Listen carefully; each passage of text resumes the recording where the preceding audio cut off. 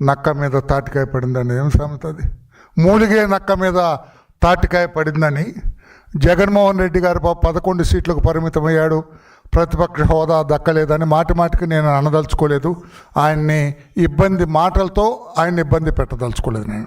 కానీ జగన్మోహన్ రెడ్డి గారు ఆయన పాలసీ ఐ బీన్ అబ్జర్వింగ్. ఆయన నేను చాలా సునిశ్చితంగా, నేను ఒక సైకాలజీ స్టూడెంట్, నేను చదువుకునేటప్పుడు నేను గమనించగలను, మనిషి మనస్తత్వం చూస్తే గమనించగలను.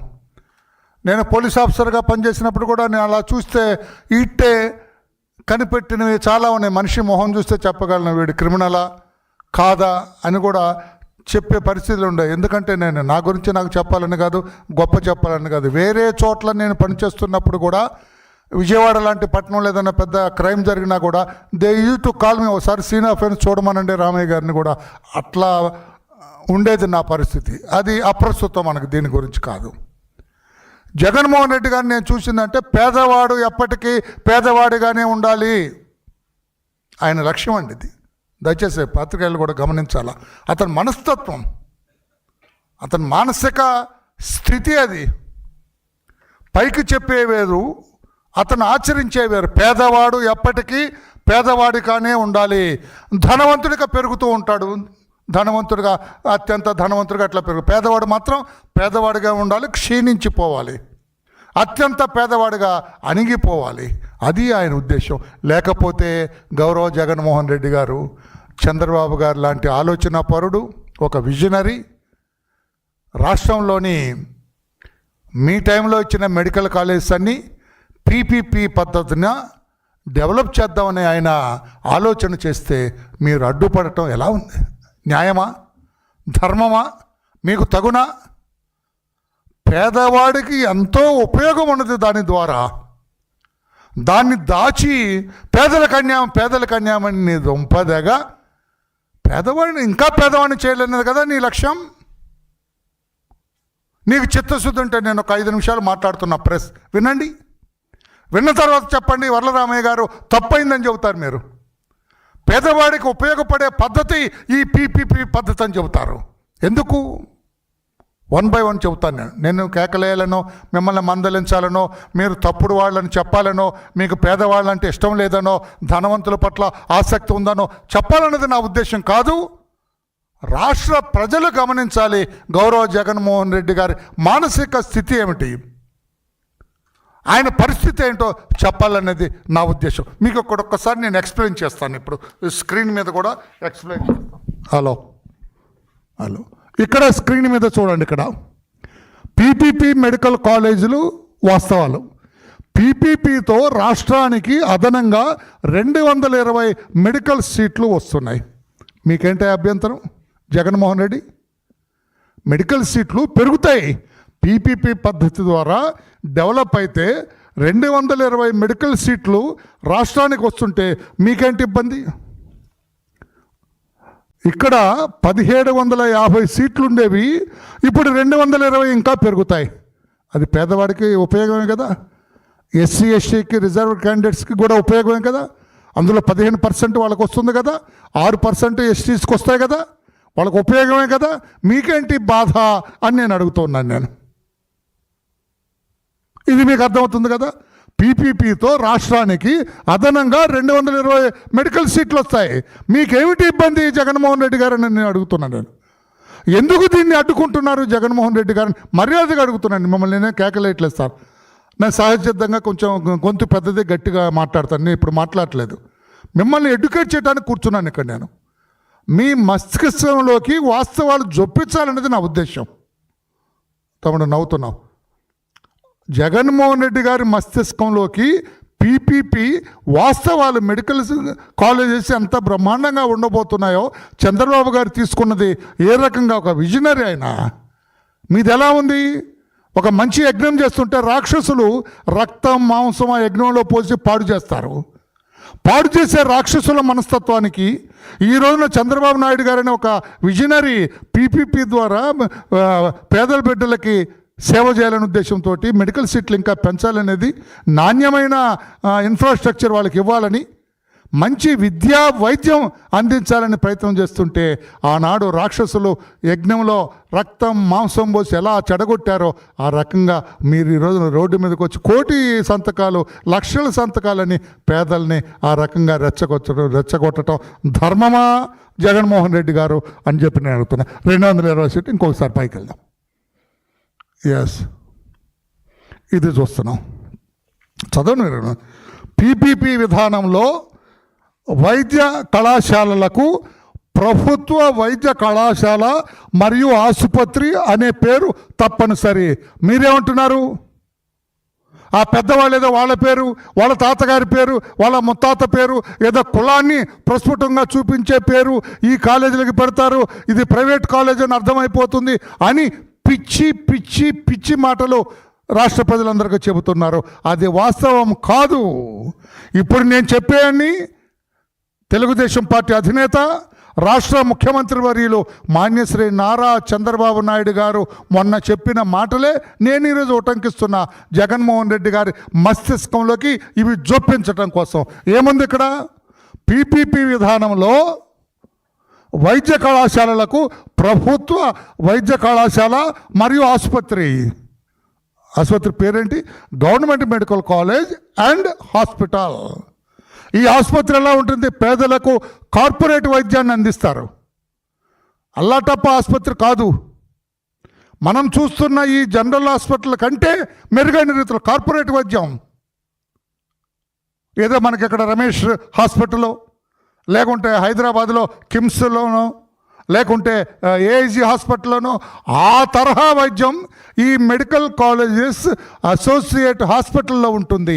అందుకే ఆ కాలేజీ పేరు ప్రభుత్వ వైద్య కళాశాల, ఆసుపత్రి పేరు మరియు ఆసుపత్రి. ఇక్కడ వరలరామయ్య కాలేజా, వెంకయ్య కాలేజా అని ఉండదండి ఇక్కడ. అర్థమైందా రాజా? ఇంకెంత వివరంగా చెబితే ఎందుకు అర్థం అవుతలే, నీకు కూడా అర్థమైపోతుంది. నీకు కూడా అంటే నవ్వుతున్నావు, అర్థమైపోతుంది, తప్పదు. ఏమిటి మీకు అబ్జెక్షన్ ఏంటని నేను అంటున్నా, చెప్పండి. రేపు ప్రెస్ మీట్ పెట్టి చెప్పండి, నేను వస్తా. మీరు ప్రెస్ మీట్ నేను కూడా వస్తాను, నేను రిపోర్టర్స్తో పాటు చెప్పండి. ఇదిగో ఇందుకు నేను వద్దంటున్నాను.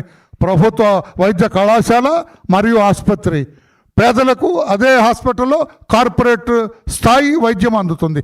మీకేమిటి అభ్యంతరం గౌరవ జగన్మోహన్ రెడ్డి గారు అని చెప్పి నేను అడుగుతున్నా. ఎందుకు మీరు వద్దంటున్నారు జగన్మోహన్ రెడ్డి గారు అని అంటున్నా. నెక్స్ట్ దానికి వెళ్దాం.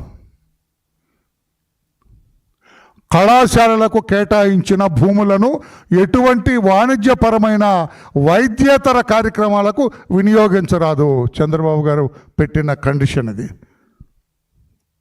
మీరేమంటున్నారు? ఇక దాన్ని సొంతం చేసుకుంటారు, వాళ్ళు ఇల్లు కట్టుకుంటారు, అక్కడ వ్యాపారం చేస్తారు, సినిమా హాల్ కట్టుకుంటారంటారు ఒక ఆయన. పెద్దగా బార్ అండ్ రెస్టారెంట్ పెడతారు ఆ స్థలాలు అంటారు ఒక ఆయన. ఇష్టం వచ్చినట్టు నీచంగా మాట్లాడుతున్నారు.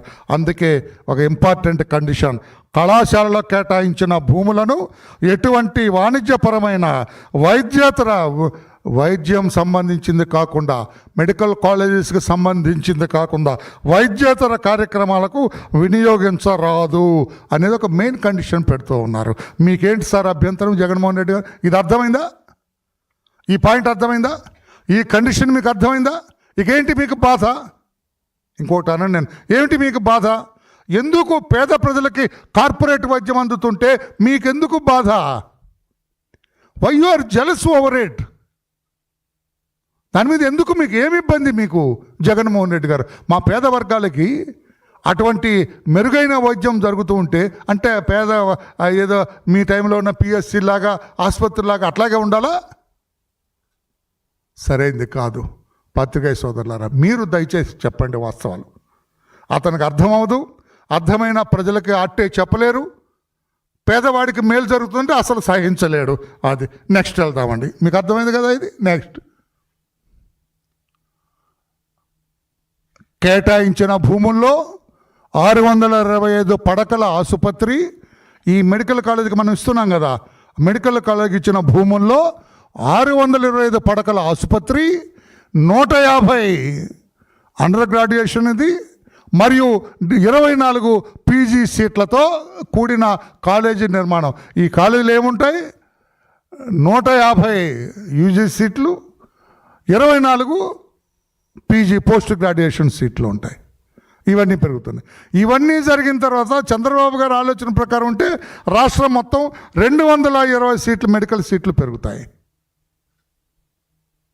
ఈ బిల్డింగ్స్ అన్నీ కూడా 2 ఏళ్లలో ఆచరణలోకి వస్తాయి. అదొక ఇంపార్టెంట్ పాయింట్, నేను ఇందా చెప్పలేదు. 2 ఇయర్స్లో ఇవన్నీ కూడా బ్రహ్మాండంగా ఇన్ఫ్రాస్ట్రక్చర్ తయారైపోతుంది. మీకేంటి సార్ బాధ? మీరు అన్న రీతిలో అయితే 15-16 సంవత్సరాలు పడుతుంది. ఇన్ఫ్రాస్ట్రక్చర్ సరిగా లేకుండా ఆ బిడ్డలు వైద్య కళాశాలలో విద్యను అభ్యసించే ఆ మెడికోస్ ఇబ్బందులు పడతారు సార్.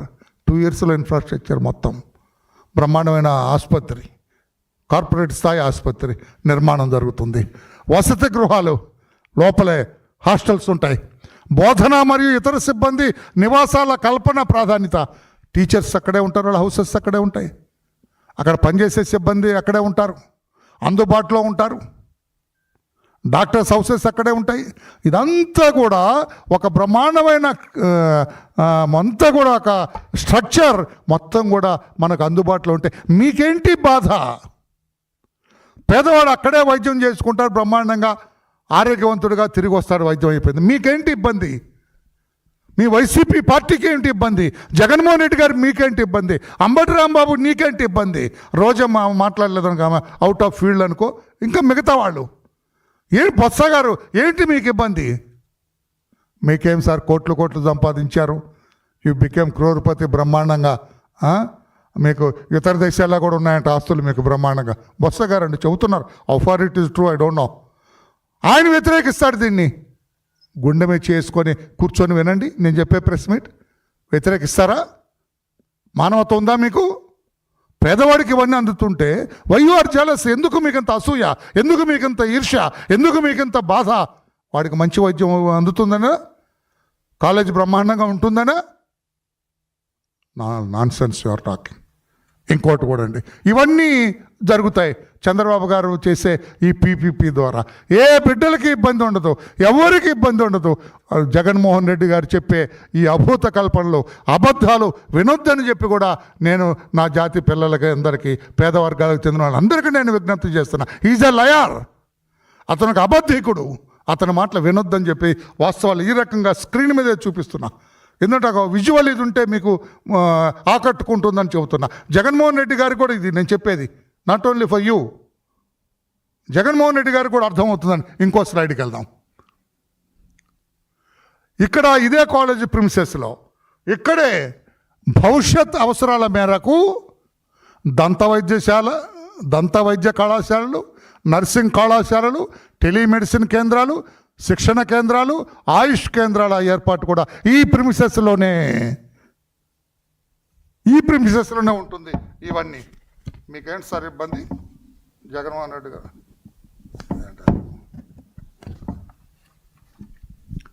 భవిష్యత్ అవసరాల మేరకు డెంటల్ కాలేజ్ ఇందులోనే ఉంటుంది. డెంటల్ కాలేజ్, నర్సింగ్ కళాశాల ఇందులోనే ఉంటుంది. నర్సింగ్ కోసం సఫిషియెంట్గా వాళ్ళే ట్రైనింగ్ ఇస్తారు. అక్కడే ఎంతమంది నర్సులు కావాలా, ఎంతమంది కావాలని ముందస్తుగా ప్రణాళిక ప్రకారం ట్రైనింగ్ ఇస్తారు. టెలిమెడిసిన్ కేంద్రాలు అక్కడే ఉంటాయి. మీరు ఫోన్లో కావాలంటే మెడిసిన్ తీసుకోవచ్చు, మీరు వైద్యం అందిస్తారు. అక్కడ నుంచి మీకు ఇంటికి కూడా మెడిసిన్ పంపించే ఏర్పాట్లు కూడా అక్కడ నుంచే ఉంటాయి. శిక్షణ కేంద్రాలు ఉంటాయి, ట్రైనింగ్ ఇన్స్టిట్యూట్స్ ఉంటాయి అక్కడే, ఆయుష్ కేంద్రాల ఏర్పాటు కూడా అక్కడ ఉంటాయి. మీకేంటి ఇబ్బంది సార్ చెప్పండి సార్? ఈ స్లైడ్ చూసిన తర్వాత జగన్మోహన్ రెడ్డి గారు మీకేమిటి ఇబ్బంది, మీకేంటి బాధ అని నేను అడుగుతున్నాను. నేను ఎందుకు కోటి ఎందుకు పాపం ఇబ్బందులు పడ్డాను? మీరే పెట్టేశారా ఎడం చేత్తో కుడి చేత్తో నాకు తెలియదు, కానీ కోటి సంతకాలని ఎందుకు? ప్రజల్ని వాళ్ళ పనులు చేసుకోకుండా ఎందుకు? ఎవరికి మేలు చేయాలని? పేదవర్గాలకి మీరు మేలు చేస్తున్నారా, కీడు చేస్తున్నారా? అర్థమవుతుందా మీకు? నెక్స్ట్ వెళ్దామండి. నెక్స్ట్ దీన్ని ఇది చూడండి. అదనపు అభివృద్ధి చర్యల ద్వారా వచ్చే ఆదాయంలో 3% ప్రభుత్వానికి చెల్లించాల్సి ఉంటుంది. అదనపు అభివృద్ధి చెంది అక్కడ మన ఇన్ఫ్రాస్ట్రక్చర్లో కానీ మిగతా విషయాల్లో కానీ మనం ఇప్పుడు డెంటల్ కాలేజెస్ వస్తున్నాయి, అక్కడ ఇంకా నర్సింగ్ కాలేజెస్ వస్తున్నాయి, టెలిమెడిసిన్స్ వస్తాయి. ఇతరత్ర వాళ్ళకు వచ్చే డబ్బులో 3% ప్రభుత్వానికే వస్తుంది. ప్రభుత్వాన్ని కాదని వాళ్ళు ఇండిపెండెంట్గా చేయటానికి లేదు. ఇక మీకేంటి సార్ బాధ? మీకేంటి బాధ? పేరే గవర్నమెంట్ కాలేజ్, హాస్పిటల్ పేరుగా ప్రభుత్వ ఆసుపత్రి. ఇక మీకెందుకు ఇబ్బంది పడుతున్నారో, మీరు ఎందుకు ఇంత హడావుడి చేసి వీళ్ళందరినీ తప్పుదారి పట్టిస్తున్నారో అని చెప్పి థ్యాంక్ యూ అని పెట్టారండి. మీకు ఇప్పుడు అర్థమైందా సార్? ఈ స్లైడ్ చూసిన తర్వాత మీకు ఏమనిపిస్తుంది? గౌరవ జగన్మోహన్ రెడ్డి గారు ఏమనిపిస్తుంది?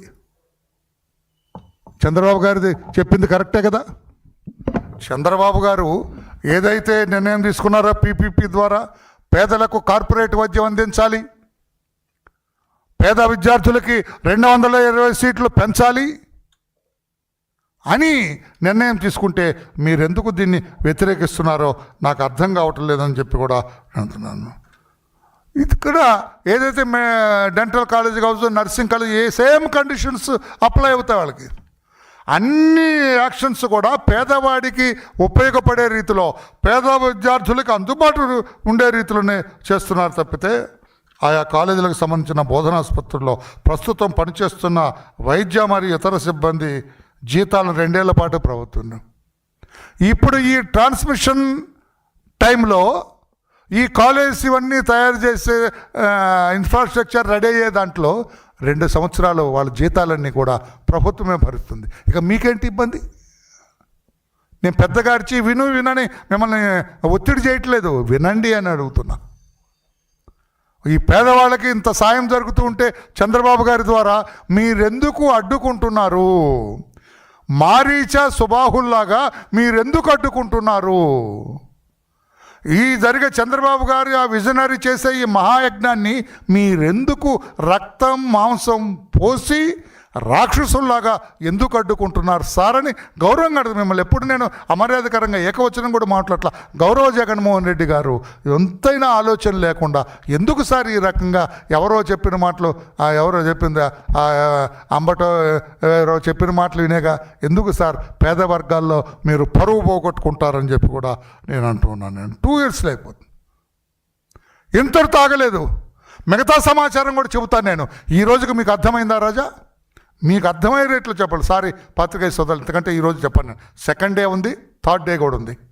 రేపు చెబుతాను, వెళ్ళింది. ఎందుకంటే జగన్మోహన్ రెడ్డి గారు అన్నీ ఒకసారి చెప్తే కూడా కరెక్ట్ కాదు, అది మంచిది కాదు. ఇప్పుడు అర్థమైంది. ఈ స్లైడ్స్ అన్నీ చూశారు కదా, ఈ స్లైడ్స్ అన్నీ చూశారు కదా. అదనపు అభివృద్ధి చర్యల ద్వారా వచ్చే ఆదాయంలో 3% ప్రభుత్వానికి చెల్లించాలి. దంత వైద్య కళాశాలలో, నర్సింగ్ కళాశాలలో, టెలిమెడిసిన్ కేంద్రాలు, శిక్షణ కేంద్రాలు, ఆయుష్ కేంద్రాల ఏర్పాటు భవిష్యత్ అవసరాల మేరకు జరుగుతుంది. ఇక్కడ చూడండి, కేటాయించిన భూముల్లో 625 పడకల ఆసుపత్రి, కార్పొరేట్ స్టైల్ అండి. I'm repeating, corporate style medication అండి. 150 యూజీ మరియు 24 పీజీ సీట్లతో కూడిన కాలేజీ నిర్మాణం, వసతి గృహాలు, బోధన మరియు ఇతర సిబ్బంది నివాసాల కల్పనకు ప్రాధాన్యత. మీకు అంత అర్థమయ్యే రీతిలో చెప్పాలని నా బాధ. కళాశాలలో కేటాయించిన భూములను ఎటువంటి వాణిజ్యపరమైన వైద్యేతర కార్యక్రమాలకు వినియోగించకూడదు. మీరు చెప్పారు ప్రచారం, అదంతా తప్పు అనమాట. అక్కడే అసాంఘిక కార్యక్రమం ఏం పొందాలి? అసాంఘిక కార్యక్రమాలు ఉంటాయండి? క్వశ్చనే లేదన్నారు చంద్రబాబు గారు. వాణిజ్యపరమైన వైద్యేతర కార్యక్రమాలకు వినియోగించడానికి వీల్లేదని ఒక ఆర్డర్ వేసిన చంద్రబాబు నాయుడు గారు. పేదలకు కార్పొరేట్ వైద్యం చూడండి, ఆసుపత్రి ఎలా ఉందో, దేదీప్యమానంగా వెలుగుతుంది. అది చంద్రబాబు గారి నాయకత్వంలో. పేదలకు కార్పొరేట్ వైద్యం పీపీపీ విధానంలో వైద్య కళాశాలలకు ప్రభుత్వ వైద్య కళాశాల మరియు ఆసుపత్రి అనే పేరు తప్పనిసరిగా పెట్టాలి అని చంద్రబాబు గారు ఆదేశించడం జరిగింది. పీపీపీతో రాష్ట్రానికి అదనంగా 220 మెడికల్ సీట్లు వస్తాయి. పీపీపీ మెడికల్ కాలేజీలు. వాస్తవాలు, ఇన్ని వాస్తవాలు చెప్పా. ఇలా జరగకపోతే, పీపీపీ పద్ధతిన నిర్మాణం జరగకపోతే ఈ 220 సీట్లు కూడా సెంట్రల్ కోటాలోకి వెళ్ళిపోద్ది, సెంట్రల్ పూల్లోకి వెళ్ళిపోతుంది. జగన్మోహన్ రెడ్డి గారు ఎవరు తిన్నట్టు కాదు సార్, ఇది అడ్డుకోకండి సార్. పేద వర్గాల ప్రతినిధిగా నేను మిమ్మల్ని రిక్వెస్ట్, నథింగ్ రాంగ్, మా వాళ్ళు అతన్ని రిక్వెస్ట్ చేయటం అని అంటారు, కానీ మిమ్మల్ని రిక్వెస్ట్ చేస్తున్నాను నేను, పేదవాళ్ళ అభివృద్ధి దృష్టిలో పెట్టుకోండి, పేదవాళ్ళకు అందే ఈ వైద్య ఆరోగ్య పరిస్థితులను దృష్టిలో పెట్టుకోండి. పేద విద్యార్థులు చదువుకునేది కార్పొరేట్ స్టైల్ కాలేజెస్లో చదువుతారు సార్. మీరు చెప్పే రీతిలో అయితే 15-16 ఏళ్ళకు కూడా కాలేజీలో చెక్క బల్లల మీద చదువుకునే బిడ్డలను చూడాలని ఉందా? కుషన్ సీట్లతో హాయిగా కూర్చొని చదువుకునే బిడ్డలను చూడాలని ఉందా? ఒక్కసారి ఆలోచన చేయండి అని చెప్పి కూడా తెలియజేస్తూ, దళిత వర్గాలకి, వెనుకబడిన వర్గాలకి, మైనారిటీ వర్గాలకి, మహిళా లోకానికి, ఇంకా పెద్దలందరికీ, అన్ని వర్గాల వారికి, ఎస్టీ వర్గాలకు అందరికి కూడా విజ్ఞప్తి చేస్తున్న, జగన్మోహన్ రెడ్డి మాయలో పడకండి. ఇది వాస్తవాలు నేను చూపించింది, ఇవి వాస్తవాలు. మిగతావి రేపు మళ్ళా ఇదే టైంకి చెబుతాను నేను. రేపు మిగతావి చూద్దాం. దయచేసి జగన్మోహన్ రెడ్డి గారికి ఇప్పటికైనా జ్ఞానోదయం కలిగి, చంద్రబాబు గారు ప్రొసీడ్ అహెడ్, మీరు చెప్పింది కరెక్ట్ అండి, మీ విజన్ని నేను కూడా అభినందిస్తున్నా, గో హెడ్ అని చెప్పండి. మీ గౌరవాన్ని సమాజంలో నిలబెట్టుకోండి అని చెప్పి జగన్ గారికి తెలియజేస్తున్నా.